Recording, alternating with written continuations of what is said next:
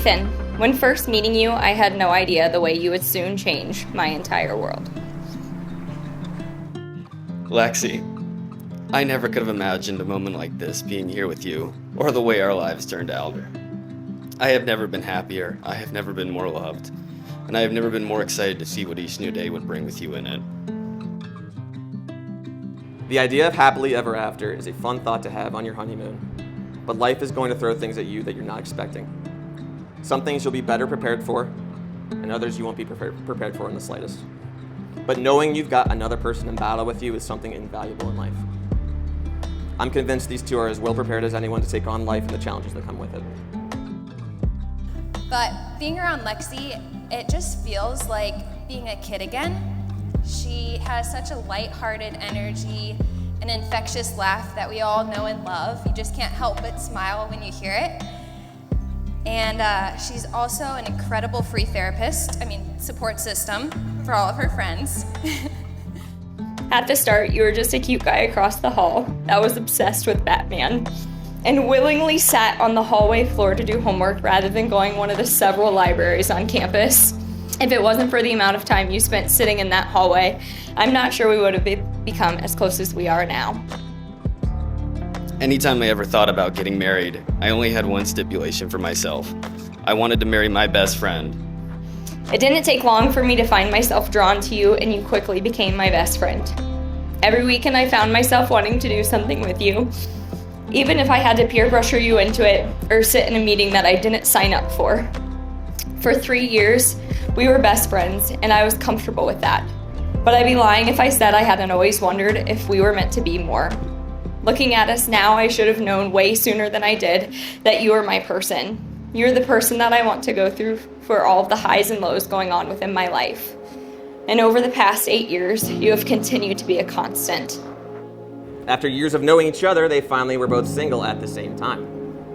And there was some uncertainty in the air. During one of our group get-togethers, while everyone else was outside, I remember seeing them sitting on the staircase, knowing the conversation they were having was very serious. A few things went through my mind in that instance. One, they were having the talk. Whether it was the first time the topic was discussed or not, they were talking about each other's feelings towards one another. You could just tell. Two, I needed to leave and make sure no one else went up those stairs for as long as possible. And three, why'd you have it on the stairs? Seemed like a pretty inconvenient spot.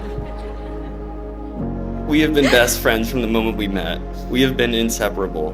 There have been no secrets between us or a birthday I could surprise you with. Yet the proudest and happiest day of my life until now was the day I proposed to you. It has been the only secret I kept from you over the last 8 years, and despite the stress and anxiety of that moment, it was the best secret I kept. That morning in Hocking Hills, I still remember thinking that 6 years earlier, you were just the girl from across the hall that loved her Pop-Tarts and Mountain Dew. If you would have told me then that we'd be getting married, I wouldn't have believed you. I don't like Pop-Tarts. I can confidently say that without you, I would not be the person that I am today. With you, I am fully seen, cared for, and loved. You are my comfort when I am anxious, my strength when I am weak, and the place that I feel the safest. I don't deserve you, Lexie, and I don't deserve this incredible life we have built together. You are the most incredible woman I have ever met. You have the most contagious laugh and the most positive and optimistic outlook on life. Through everything, you've been my rock, my safe place, and my home, and I cannot wait for this new phase of our relationship. I love you. You are constantly pushing me to enjoy all aspects of what life has to offer, no matter how stubborn or difficult I can be. Without you, Lexie, I wouldn't be half the man I am today. But Lexie and Ethan's story is one of my favorite examples of how love can lead people to grow and evolve together. And you two truly have the type of love that other people dream about. And I'm so grateful to have been able to witness this beautiful love story blossom over the past many years. You two are lifelong friends to Nico and I, and we can't wait to continue to be by your side through every new chapter, regardless of geography, and create new memories. They knew they wanted to spend the rest of their lives with each other.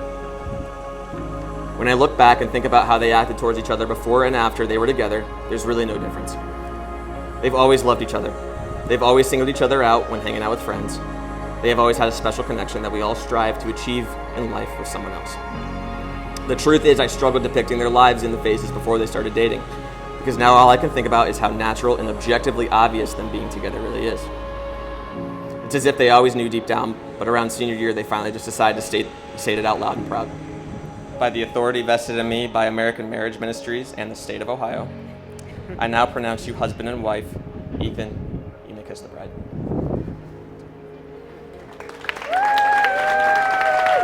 And for the first time, may I present to you Mr. and Mrs. Garuba.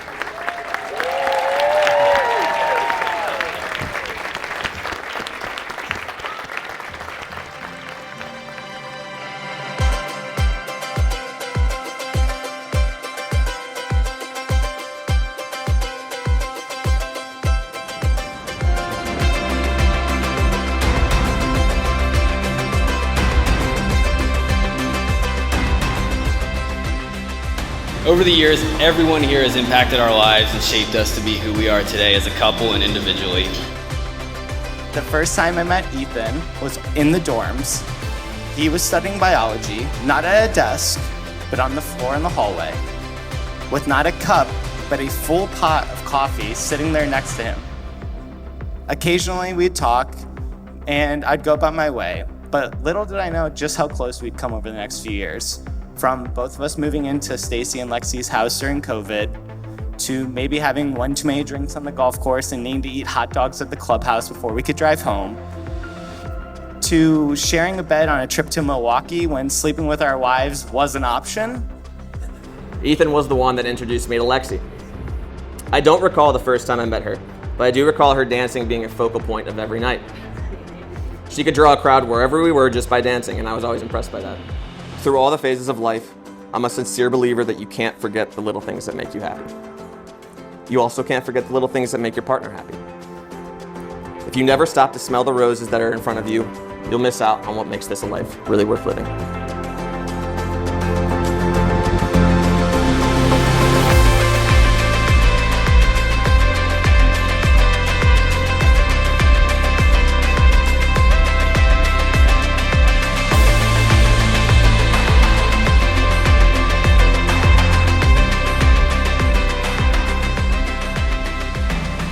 As we all know, COVID lasted a bit more than a week, and so they went from long distance to locked in the same house 7 days a week, and this definitely could have gone one of two ways, but it definitely was the catalyst that you guys needed to become inseparable.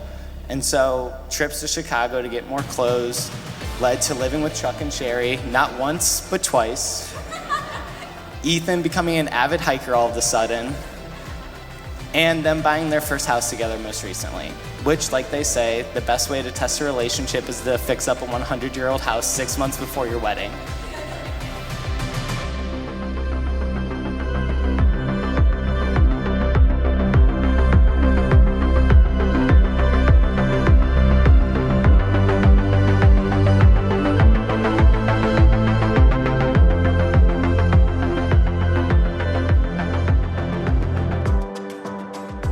All jokes aside, it has been amazing to get to play even a minor part of your guys' lives these last few years, watching you grow and become such an amazing couple.